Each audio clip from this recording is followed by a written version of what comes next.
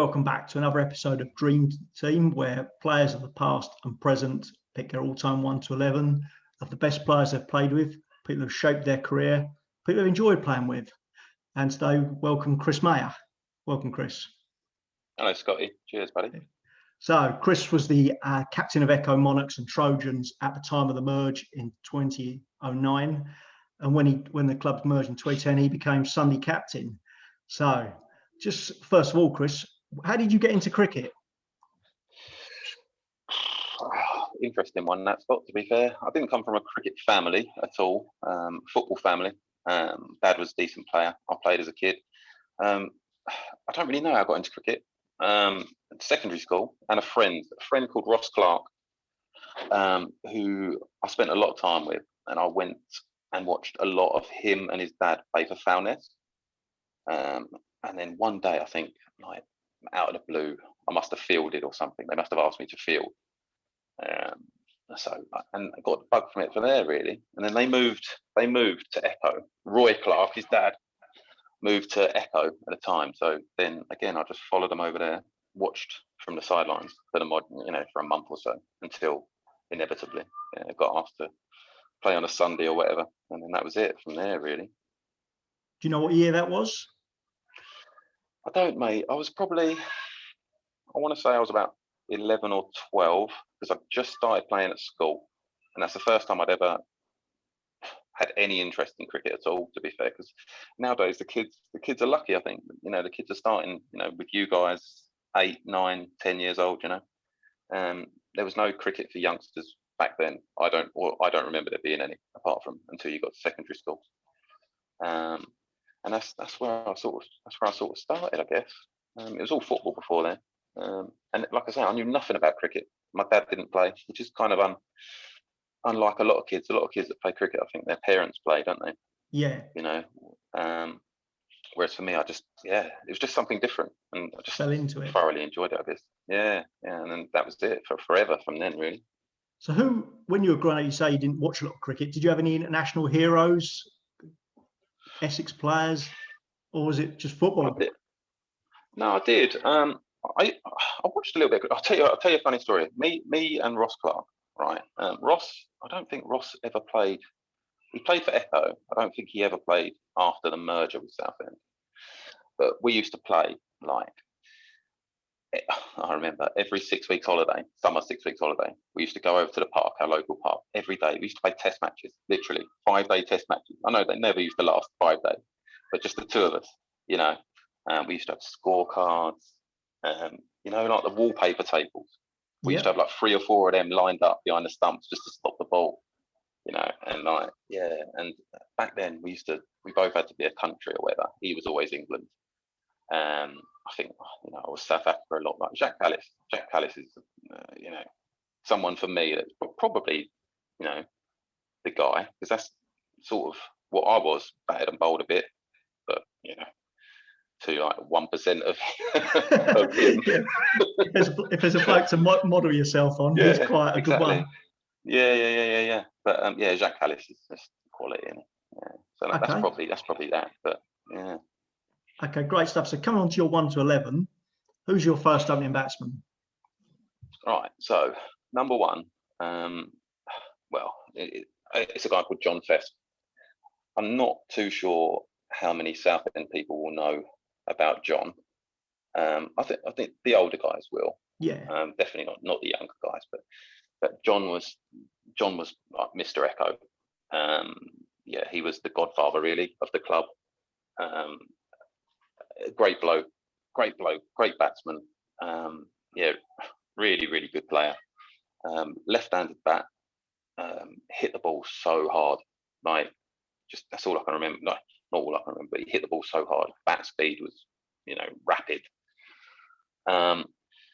Until I found out about Wathen, he was the first person that I had ever heard had scored a double ton in a one-day game. And that's a pretty impressive feat, isn't it? Yeah. But he was like the head of the club, really. When I was a youngster, and always looked up to him and to a couple of the other older guys. Dick Gilbert sadly passed away last year. And and Johnny Anstead. But they were like the three sort of the top guys really at Echo. But yeah, just he's great bloke, decent wicket keeper as well, kept wicket. Yeah, I remember probably when I was playing twos, I scored a lot of runs in a year where I opened the batting with him. And when you bat with someone, it just makes your life so easy. Yeah. Because they're so aggressive, and you can just take your time. It was like that, and he would just from ball one, yeah, it was go time. Yeah, he's another. I've never seen someone get dropped so often. When someone hits the ball so hard. Yeah. And yeah, that's just great bloke. Yeah. Okay, great stuff. So who would open with John? Gone with Newman. Like a lot of people have gone with Newman, just because he's just quality, isn't he? He's one of those guys that I admire, technically good batsman, and Newman is one of them. Like to watch him is nice, isn't it? So he's one of the guys you sort of pull up a chair, and yeah, sit in for the innings. Again, like my stories of Newman probably start before the merger. When I was young, I played like some evening league and some Sundays and stuff. Bowled against Newman a couple of times. My God, like when someone just annihilates you, like he's scared the living daylights out of me. To be fair, as a kid, bowling to him, and and he's still a great player, isn't he? Yeah. Great, very very laid back character. Newman never really gets wound up where he gets 100 or No. Nothing changes, does it? No, because I think the year that we merged, I think he was off gallivanting, if I remember correctly. I think you're right. I think he played in the first season, and I was always asking about him. I was like, doesn't Newman play here? And everyone's like, yeah, well, he's off to wherever he was, whether it's at Lee or Westcliff or wherever. And then so when he come back, I was a bit like, because he's like, if you don't know him, you sort of don't really know how to go about Newman, because he's quiet, and you think, what's this guy all about? But I've actually struck up a really good friendship with him. He's got a dry sense of humour, loves a yazoo. Yeah, and it's just I think as a batting partnership, my God, those two would score some runs, I reckon. Would you say they're different styles of players? Yeah. John's just John could be just annihilate. He could just annihilate people. He hit the ball in weird places, hit the ball really hard. Whereas Newman took a bit of time to get going, didn't he? Yeah. Or doesn't he? But if he gets past, 20, 25, he's generally going to score big runs. That's if he can, not be tired enough to carry on running. Well, once he gets struggled with a bit of fatigue. He does, but once he gets to 50 or 60, Newman, it doesn't bother running, does it? It's just 4 or 6. Nah, exactly. No, guys, that's great opening partnership there. So who's your number 3? Number 3 is, well, strangely, I guess he wouldn't usually bat number 3, but I've always thought number 3 is your best bat, and in this team, it's Kevin Grant. Without doubt, like the best batsman I've ever played with. And I suppose my team is like people that I've played a lot with.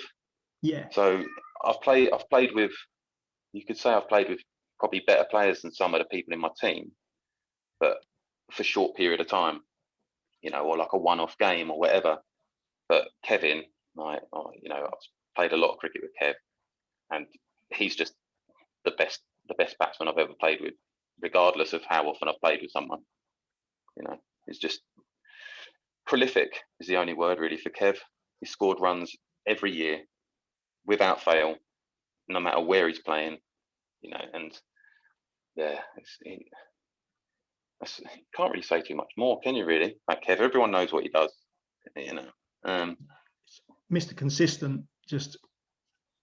Yeah, no, exactly. And he brought, like for me especially, Kev sort of changed the way I saw cricket a little bit, because at Echo it was kind of like quite a family oriented club. You know, the social was fantastic. You know, we had great tours, we had great drinks after games, stuff like that, and spent a lot of time with the oppo and stuff like that. But on the field, it mattered, but it wasn't the be all and end all. You know, it wasn't about winning leagues year in, year out. It wasn't even about winning games week in, week out, you know. But when the merger happened and Kev come over with Trojans, I suppose to an extent, Kev and some of the other lads sort of showed us as a club that there was, you know, more to this game than just having a good time, you know.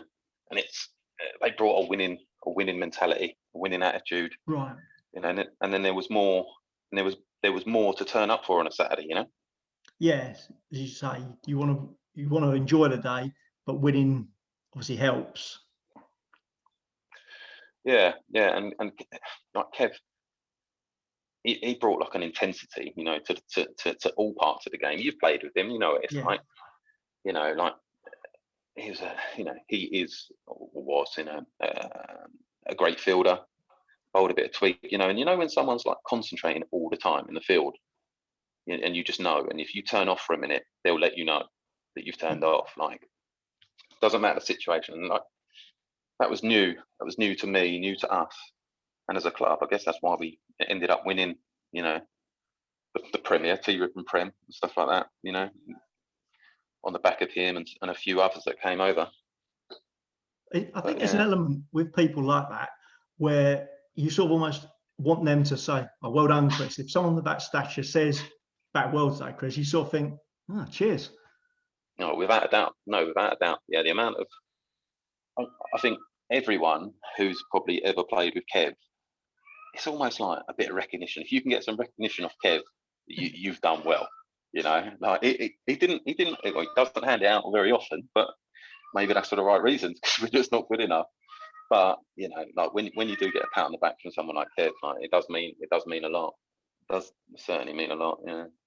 But he's you know, as a player, quality, undoubtedly quality, but as a bloke as well, you know, what he's done for the club, you know, the youth and stuff like that, like you'll know very well. Yeah. You know, he's done so much for the club in that respect, and probably, you know, part of the reason why the club is still sort of prospering. You know? No, that's right. You need people like that around the club, as you say. No, of course. I've got one. It's not. I don't know if it's funny or not. It's funny to me, but like before before the merger, we had a batting. We just had the award ceremony every year. We just had a batting trophy and a bowling trophy, and the batting trophy was just Kevin Grant's trophy. Right? No one else ever won it. Right. So basically, every year you didn't even need to announce it. You just get up and pick it up, or not even bring it with him. But one year, I think it was the year I was batting with probably John Fess. I was in a two, starting to score some runs. But I was playing Sundays, midweek, everything, and all of the runs were counted from like Sundays, midweek, Saturday, whatever. I think I must have beat him by about like, you know, nothing, like 5 runs or something. You know, so I'd probably played about 30 more games than him, you know, and only beat him by a couple. And I won that trophy that year. And my God, the look on his face, I can remember it to this day, you know, like he did not want to give it up. It's but, just steely competition for him. Yeah, but he'd probably, you know, he'd only played, he just played all the league games, you know, and he'd still scored like mammoth runs. But, okay. Yeah. So coming on to 4, who's 4? Right. So number 4, couldn't really leave him out, because he's like, you know, more than in my life anyway, he's more than just a friend that I know through cricket. It's like Richard Hawkins. Okay. So so Richard, for anyone who doesn't know, is like my boss as well, and has been since I was 18 years old or something. Okay. But known Richard since I was, well, again, 11, 12, since I started cricket. and yeah, just again, like a top bloke more than anything. Like when you're talking about someone like him, it's more than just cricket. Like what he again, similar to like Kev, but in different ways. What he's done for the club over the years. Whenever anything needs doing, he's always the first person that gets asked. Like, can you help out with this? Can you provide some people to do this? Can we do this? Can we do, and just a top bloke. And yeah, so probably like a role model, I guess, for me, in more ways than one. Nice.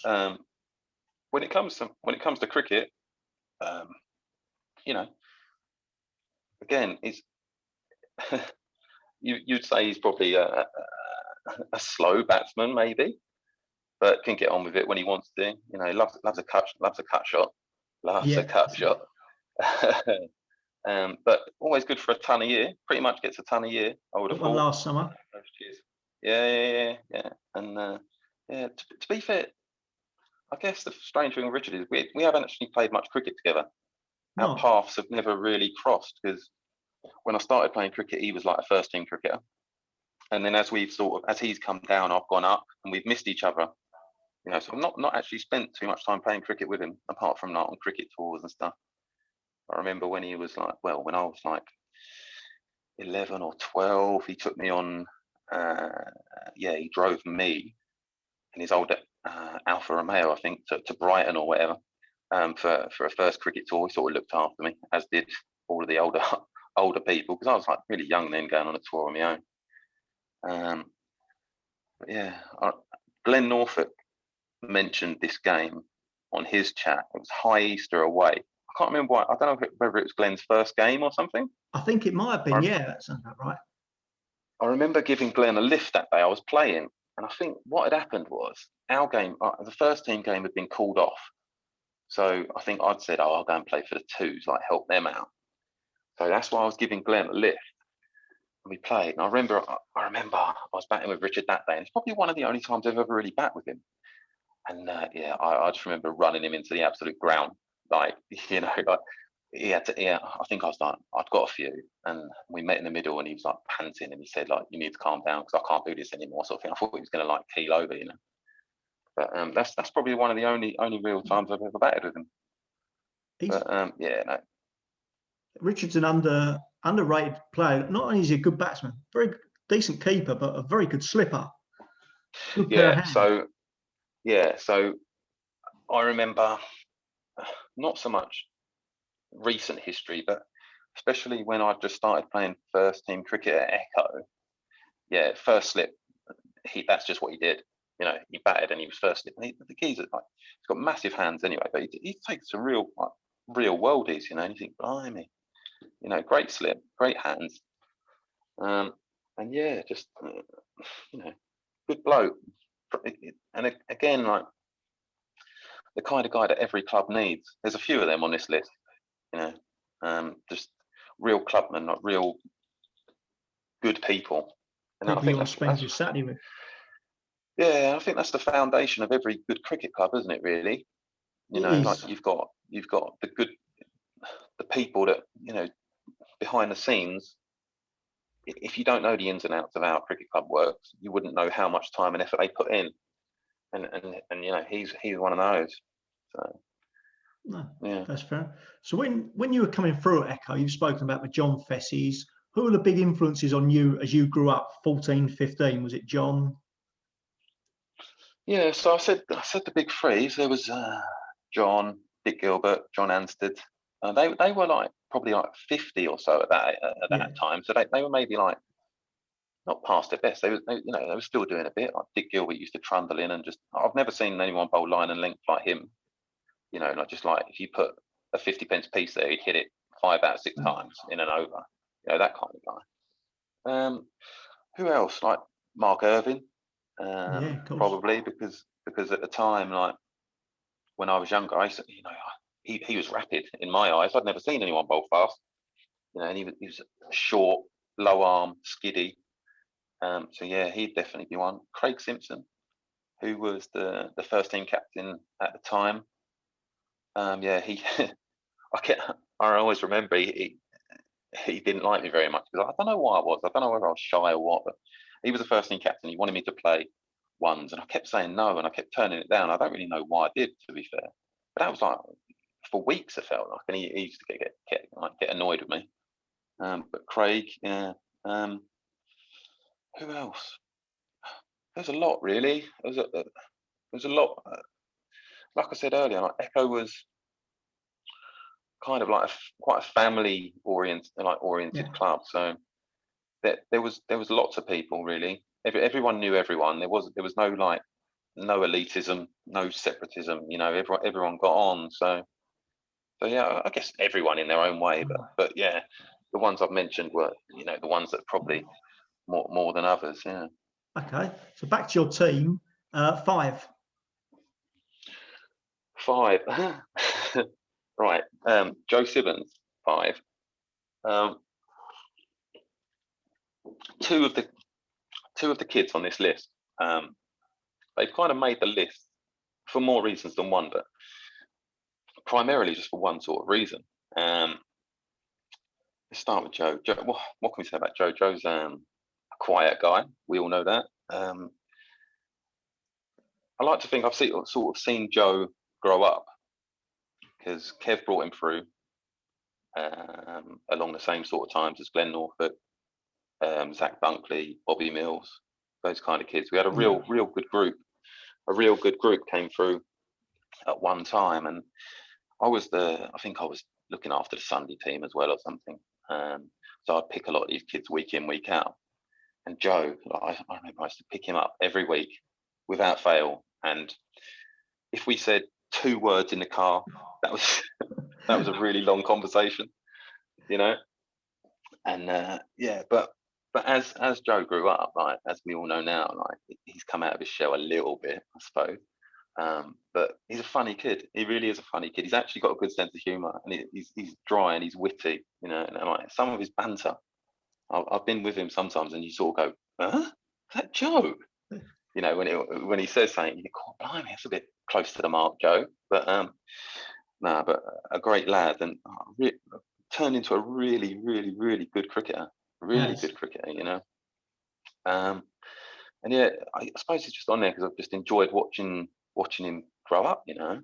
I checked his play cricket the other day, actually. Didn't he average 80 last year? Yeah, class apart last year. Who does that? Who averages 80? No. You know, apart from Kev Grant, you know, like that's serious cricket there, isn't it? But yeah, the one, I suppose, I always get my dates like mixed up, but I think it's 2014, which is basically was my favourite year playing cricket, and which is where a lot of these guys come into this really. The year that the twos went up to second division, second 11 Prem. Yeah, the Woodford Wells game. I mean, Joe had scored runs that year, but yeah, the week before and the Woodford Wells game, he scored big runs. But you know, when like someone's unflappable, and I don't think he even knew. I don't even think he knew what he'd just done. When him and like, you know, Butch put on those runs, I don't think he even knew them, like the magnitude of it. You know. So yeah, just for that kind of reason, really, just because he's such a nice kid and he's such a good cricketer, and yeah, just spent a lot of time with him, I guess, and seen him sort of come through. That's it. If you want to get Sibbo talking, or as you say, he's a funny guy, get him onto Glenn Norfolk, and then that sort of kicks him off. If you tell him Glenn did something, that gets him going. Yeah. And the only other, well, I suppose this is probably a pretty big reason he makes my list. Everyone's got like, you know, something that happened to them personally in their cricket career. But you remember the Southend game? Yeah, he took the catch on the boundary. You see the picture in the clubhouse. That was my bowling. That was O.A. Shah. That was the O.A. Shah wicket. Was it? And the Essex game. So I didn't know that. No, so for me, obviously, like, you know, to have O.A. Shah on your list, like, you know, Test cricketer. Yeah. And for him to have taken the catch, I can't not put him on this list, can I really? No, that's fair. And it was a mustard catch. Can you remember it? Like, no, I was working. Such a good catch.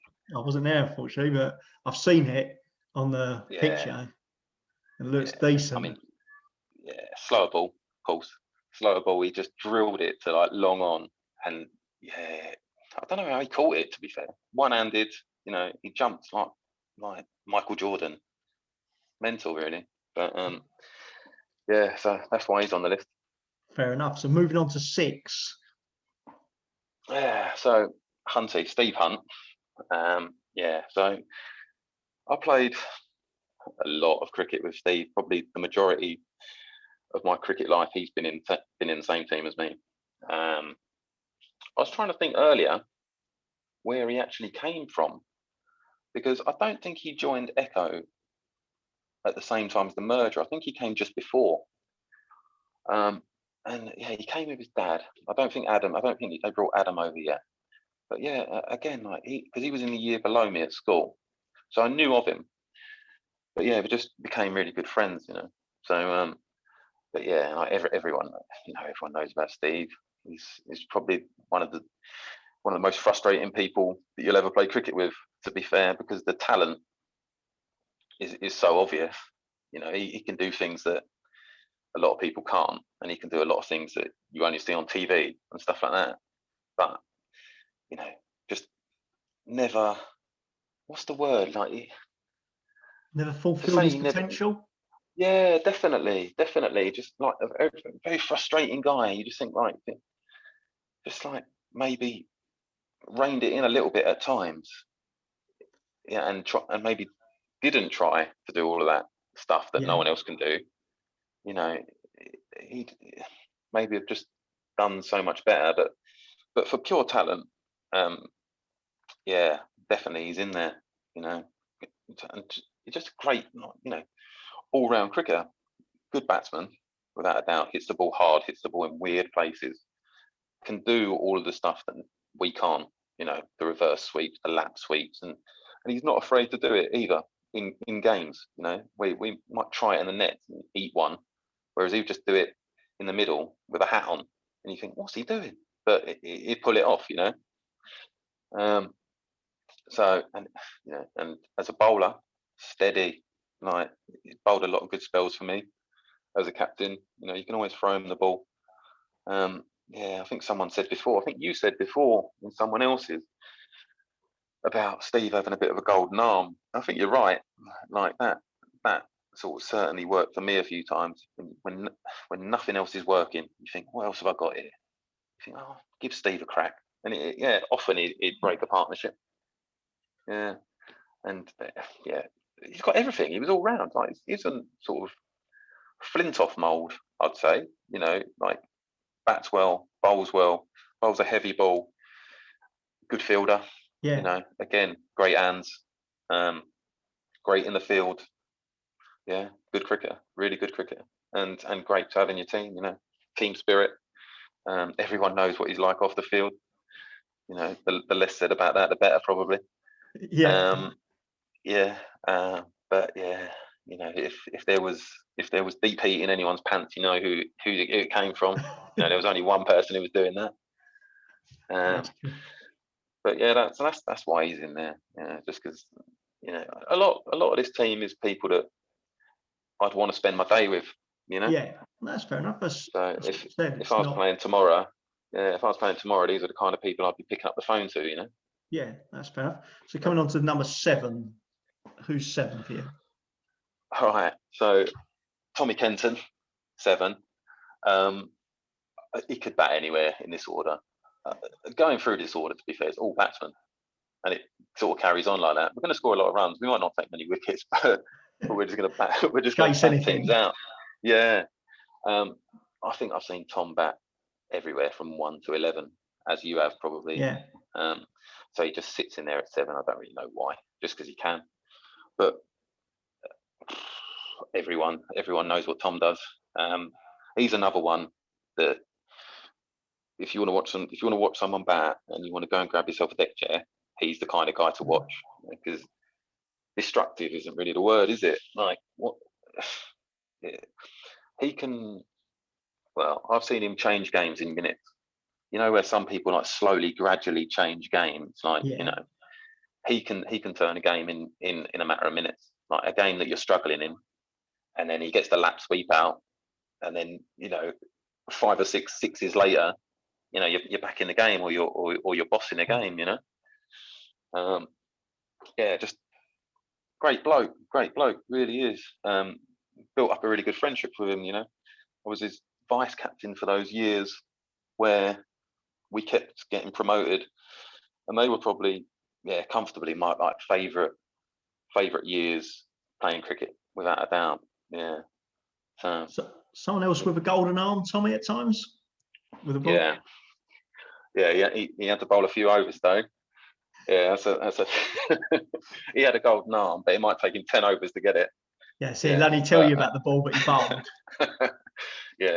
So the year, again, going back to that 2014, I think me and him, I looked it up and played cricket. Between the two of us, we got 70 wickets. And they keep telling everyone how many wickets he got. I think he got 4 more wickets than me, but he bowled something like 70 more overs or something. And you think, blimey, no wonder he's not giving me the ball. He probably goes home and watches play cricket every night, and he's thinking, he's only 4 behind. I can't give him any more overs here. Yeah. Nice. But so 2013, 2014, was that the best cricket you've enjoyed, would you say? Yeah. Oh, comfortably, without a doubt, yeah. Yeah, just because it's for more reasons than just the cricket. Like the club, I think the club at that point was in the best place that it certainly had ever been while I was a part of it. Yeah. I think that's for loads of reasons. I mean, the cricket was good for one. Everyone was winning, which helped. But the social at the club was fantastic.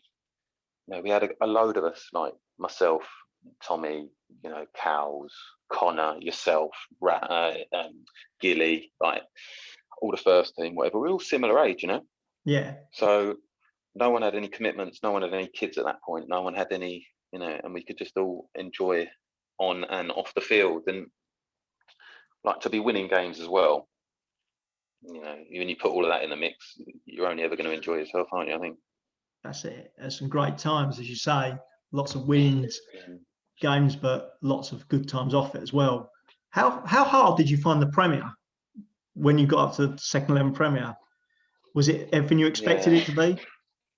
Yeah, and probably a little bit more, unfortunately. Was it? I think for us to get there in itself was impressive. And I think because I was one of the guys that would maybe play a bit of ones as well. So if sometimes get called up for the ones if I was playing well, or if they were short or whatever. So at the time, from going from second team Prem to, I think the first team were in the first division at the time. The standard gap was negligible, I thought. So that was probably where it got a little bit difficult for us, because we found a level. I think we stayed up there that year, did we not? First year, 2015, stayed up, So I think we did really well to stay up. I don't think we started very well. I think we started with a couple of losses and thought, bloody hell, this is going to be hard work. But we found our way a little bit, and just to stay up, I think was a feat, really.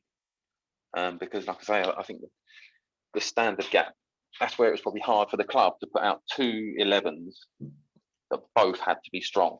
Yeah. Whereas you can generally get away with it, can't you? Chopping and changing it a bit, or support the first team or whatever. But if you've got to put out 2 really strong 11s every week, when you're playing teams of that level, you're saying playing Brentwood seconds, Wanstead seconds, they're guys who are more than capable of slotting into Wanstead ones and doing a job. And a lot of them were. That's it. People dropped down because they had Essex players back, and as you say, it's just a huge gap. A lot of the guys were, and there's a lot of rotation, I think, as well when you get to that sort of level. When you're playing against the Wansteds and stuff like that, with the first team, strong second team, they'd rotate. If a player was not in form in the ones, they'd pick from the twos because they were good enough. Whereas for a club maybe like us at the time, it wasn't quite so easy. If the first team was struggling, you'd be taking someone from the twos, but that guy would just be there to do a job. You know, you wouldn't be taking him because on merit very often. No, I understand that. So a lot of those clubs, they had the luxury, really. But yeah, that was again an enjoyable year. But that's probably the best standard of cricket. I don't know, maybe not the best standard of cricket I've ever played, but especially at that level. Yeah. You know, so. Okay. But yeah, no, sorry.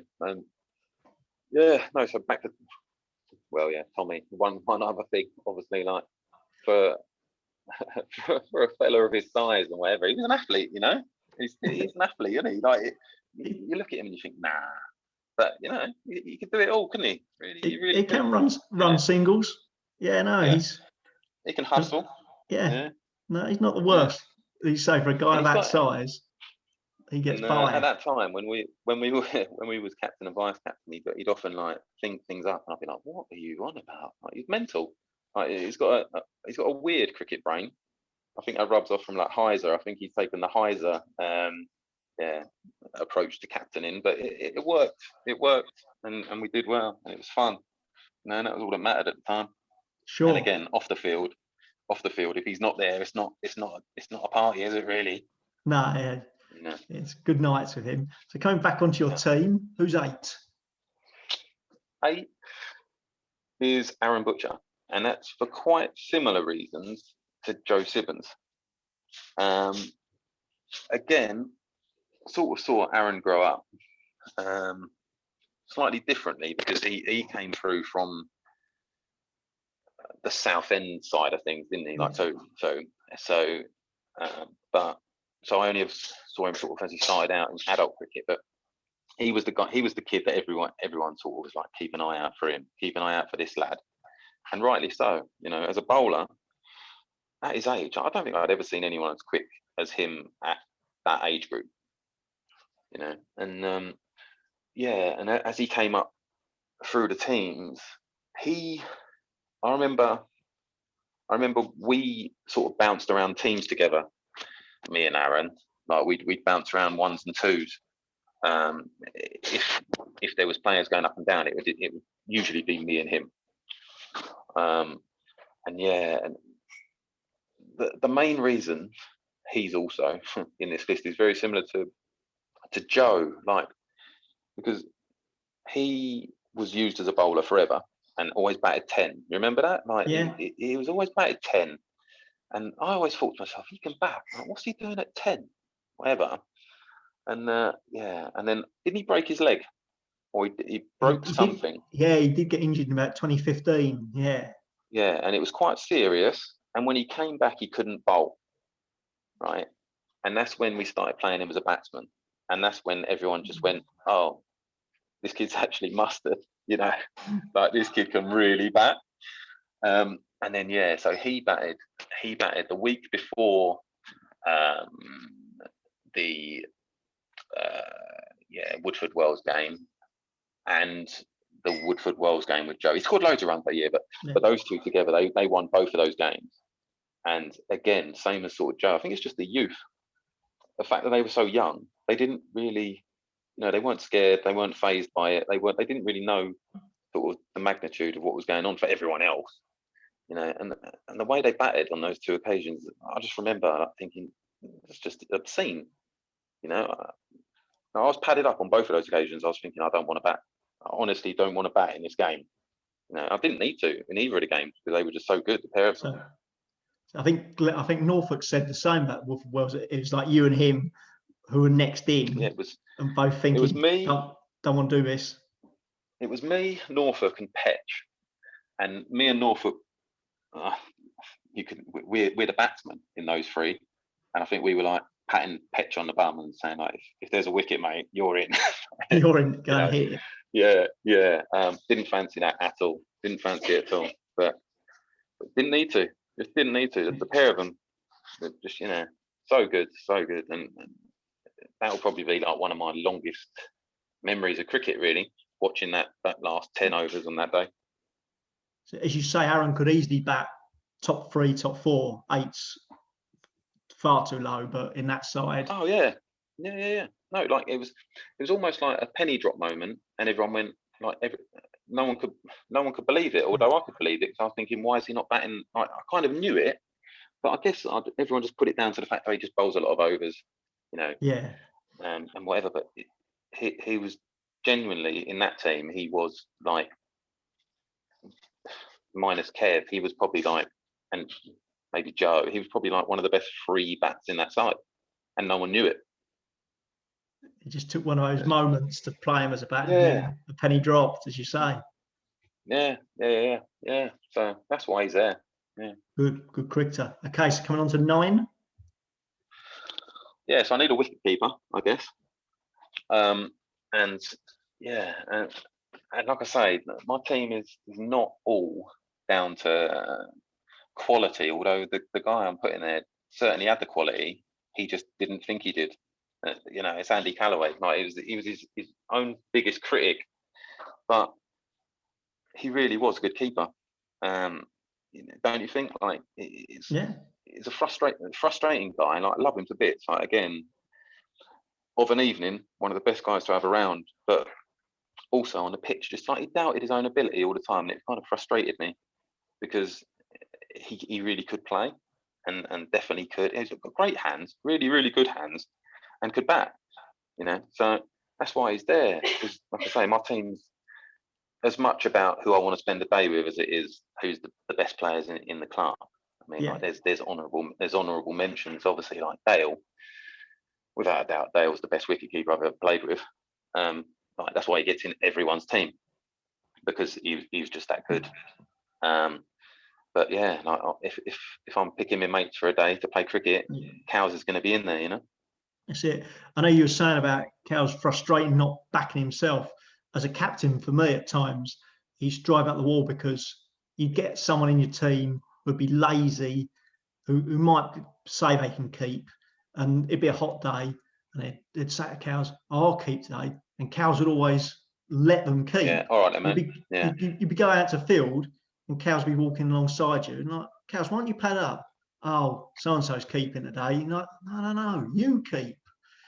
And it'd drive you up the wall, and you'd see a catch go down. You'd think Cows wouldn't have missed that, but no, definitely not. And Nigel Green said it years ago. He said, just get Cows to play. Doesn't matter if he bats or bowls. He'll save us or takes a wicket. I just want him standing up when I'm bowling. Yeah, no, I agree with you. And like I say, it's a strange one because like some of us, I'd probably put myself in the camp of someone who's sort of like quite confident in my own ability, even if it's maybe to the point of too confident in my own ability. Whereas Cows was the complete opposite. And you think, if he just had an ounce more confidence or whatever, he could pretty much do whatever he wanted, really, But he just always gave you the opinion, like the opinion that he didn't feel worthy of being in the side, he always was. So and an frustrating underrated one, batsman. Definitely. I think I've seen him score some runs like you have. I've seen him score a couple of 50s, and yeah, on his day, solid defence, got all the shots. Again, just always, it's almost like he always sort of walked out to the crease with like that attitude of like, whatever. You think, but off the field, he's always there. Like for me, if there's a night out, he needs to be there. And I think that's the same for everyone else, isn't it? So Definitely. So we talked about your fun times of 2013, 2014. Come on back to when you captained the Sunday team in the first year of the merge. How much fun was that? Because I think that really brought the club together, really, that Sunday team. So many different people got involved. Yeah, so I think that was really important, personally and for the club, because that was a way of me being able to sort of bring our guys to you and you to bring your guys to us, and that was the first place we sort of really mingled, And like I say, like a lot of the people on this list and yourself and stuff like that, like that's where friendships were formed, I think, in that first year. And I'm not sure, but maybe not all mergers go as well as that did. No, I honestly think that merger went, probably better than everyone even expected. And I think a lot of factors for that. I think we were all just at a good age. all good, like similar mentality, and yeah, just really, really enjoyable. Lots of good games. We probably weren't as good a cricket team as we should have been. Perhaps the Saturday nights have taken their toll. We played some good Yeah, games, but we've I, th- lost. I think we always treated Sunday with a pinch of salt, didn't we? Really, Yeah, it was never too serious. If you didn't get a bat on Saturday, you were going to get a bat on Sunday. yeah. And stuff like that. People would bowl on a Sunday that generally wouldn't bowl, but I think that's the point of Sunday cricket. So, although to be fair, Sundays were a bit weird because at Echo, our Sundays were always friendlies. No, we never played any league cricket on Sundays, so we always used to play like the same teams every year, and just have like friendly games with all of these clubs. But to play league cricket on a Sunday was quite novel for us, for the Echo blokes. You were obviously aware of it and you knew how it all worked, but yeah, to captain a league side on a Sunday was quite novel. We didn't. I wouldn't say we took it overly seriously in the league. When the league games or friendly games, pretty much taken with the same attitude. But it's great to have the likes of Glenn Norfolk, Sibbo playing, and you'd always get a sort of a random person like a Dave Enderby come up, or Scott Silver played a couple of games. And that's where people got introduced to each other, really, wasn't it? And people thought, they're good blokes, and they followed through from there. Yeah, even from the Echo days, I've always seen Sundays as so important because for as long as I can remember, I think I've always captained a Sunday side. Didn't matter whether I was, a youngster or first team captain at Echo at the time. I was always the Sunday captain for some reason, just probably because no one else wanted to do it. But yeah, and I've always seen Sundays as really important for a club, just because it gives the opportunity for, like you say, for first team cricketers to play with third team cricketers, and you all talk to each other in the bar, but you don't really know someone until you've played cricket with them. I don't think. That's when you really get to know blokes, isn't it? Really. That's it. And it's good social, even on a Sunday night. Maybe not full on drinking, but there's always a takeaway or a Chinese out after the game. Yeah, it was always a little bit more subdued. It was always a little bit more subdued because we'd had the night on Saturday night, and then we just had a game of cricket on Sunday. Everyone was pretty shattered by that point. But yeah, like you say, I think I remember being in Zen City numerous times. It was always Woody's cap in the morning on a Sunday, and ended up in Zen City on the Sunday night. Yeah, and the bill was always more than it should have been because some people would drink more than others. The person having a Coke was having to stump up, for eight pints, but we did it because we enjoyed it. That's it. That was great times. Okay, so coming back to your team, number 10. Where are we up to? Right, yeah. So I need a spinner. So John Horn is my spinner, Bells. Again, someone that I hadn't really had any knowledge of before the merger, and anyone who knows Bells and if you don't know him, like I didn't, he's a bit of a weird one. You don't know how to take him at first, and it took a little while. But yeah, once I sort of worked him out, top bloke, and yeah, a proper spinner, like a proper spinner. Like I've always seen spinners as, it's like we all play cricket with someone who can bowl a bit of tweak, Yeah. They don't spin it, they don't turn it, they just bowl slowly, But he is what I'd class a proper spinner. Like that's his craft. He knows how to do it, and he knows what he's doing with it. He's not just bowling his stock ball 6 times and over. He's actually thinking about it, trying to work it out. And that's probably the first from my Echo days and whatever. I didn't really play with any spinners that were like actually spinners. You just played with 2 blokes who could, bowl a bit of slow right arm. Yeah. So to see a proper spinner in action was again like a new kind of thing for me. Not whenever I was in the nets, I thought I can get this bloke. Like, he's not doing nothing, but he is, and he but what's he do? Like he mixes up his pace and whatever, and all of the things that decent spinners do that you don't really think about as a batsman. You just think, I'm just going to get down the track and smack, push him back over his head. But he was always smart. He's always too smart for me, really. So yeah, as you that's why say, he's there. he has a very good cricket brain, John, Mm-hmm. but he probably doesn't get a lot of credit for. No, and you don't. I don't care who you are. You don't get that many wickets every year, year in, year out, if you're not a good bowler. No. You know, and I was going through his stats on play cricket, and he did it every year for however long he's playing. Every year he's turned out sort of 25, 30 wickets every year. And if you're doing that, you're doing something right, aren't you? No, very much so. Very competitive. Yeah, a bit like myself. Yeah, a bit fiery, but like you'll know, Scott, that I'm not adverse to that, so I don't mind that in my side. We all need that. You know, yeah, as long as it doesn't go too far, I'm cool with it. And he's in the same sort of boat as me. So yeah, you need that. But again, off the field, good friend, and another one of the Southend guys that made the transition for us like so easy. You know, because I always get asked like who did you play for, who cricket wise, whatever, and I always just say Southend because it's almost like the merger never really happened. Like the club was always just what it was. There was no segregation or any or no for in my eyes anyway. No, I think you're right.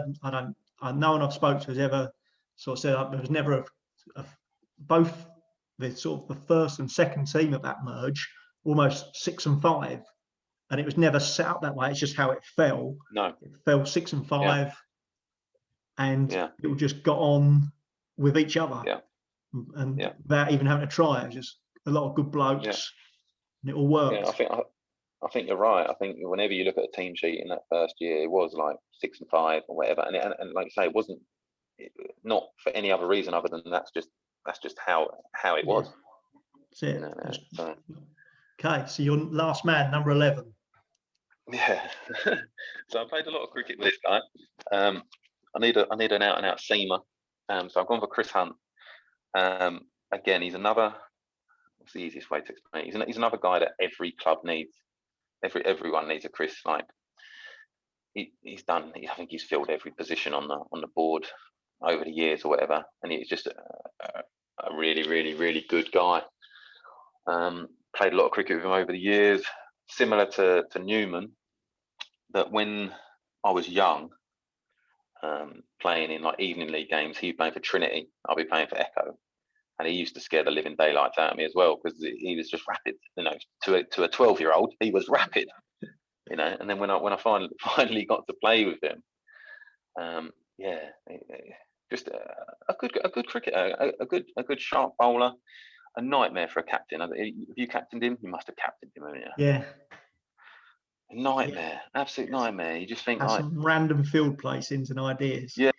And the thing that always got me was I was always trying to like psych him up, because he's the nicest man in the world, and you want your fast bowler to be like snarling and stuff like that and trying to scare people out. And he'd hit people on like the thigh or whatever, and you could see that they were hurt. And instead of just going back to his mark and bowling another one, he'd sort of go up there, ask if he was all right, shake his hand, pat him on the back, and you think, oh, come on, Chris. So as he got back to his mark, I'd tell him off. I'd be like, what are you doing? Now you've hit him hard, now hit him again, kind of thing. But that's not Chris at all. And if you couldn't make Chris be like that. I don't think I've ever seen Chris angry on a cricket field or off a cricket field. I think the only reason I've ever seen him be angry is if he's bowled a short one or wide one or whatever that's been pumped. But yeah, so yeah, again, just because he's a top bloke, absolute top bloke, and yeah, so important in the DNA of a club. As you say, it fills all roles, and not a bad cricketer as well. No, but not a bad cricketer now, but he was a good cricketer. Like when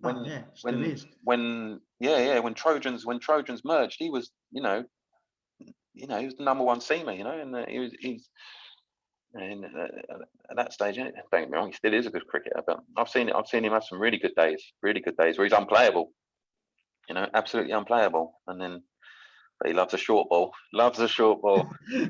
Five absolute pearlers, and then just a short shit one that goes to 4, and then it's all the pressure's released again. The short ball normally comes after he's moved the fielder across to the offside or something, or then a leg side half volley, and you're like, you just moved. Yeah, I need a 4th slip. I need a 4th slip. Okay, have a 4th slip. I don't know why you need a 4th slip. You should really only be having 1/2. He's got 4 slips, and then he just bowls this rank short one down leg that goes flying into the pond. Yeah, very frustrating. But yeah, but like I say, a great bloke. Well, that's a great 1 to 11 you picked there, mate. There's some great players, some great stories in there. So just to sum up, how enjoyable were those? Well, your whole cricket career, but mainly the 6 years from the merge. How do you sum those 6 years up?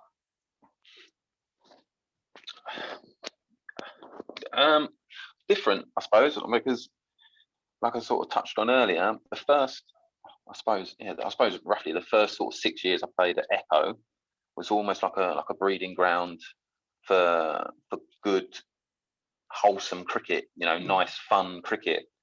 And then like the back end of that, the last 6 years was like, right, now you've done that. Now we're going to try and win some cricket, you know, as well. So there was 2 sort of sides, and I enjoyed both of them. I really did enjoy both of them, just as much as each other, really. Yeah, and you know, who knows what the future has in store. You know, I may well return. Like I said to you off camera before, a lot of it sort of comes down to my son. You know, if Finton wants to play, then I'll be there. I'll be the taxi. I'll be the taxi dad, and I'll just bring in all the kids or whatever, and I'll quite happily play. But I don't know. We'll see. If he doesn't want to, then I may not. Well, thank you very much for your time. Let's hope to see you on a cricket field Rap. sometime in the near future. Thanks very much, Chris. Take care. Cheers, mate. Cheers, mate. Thank you. Bye-bye. Bye.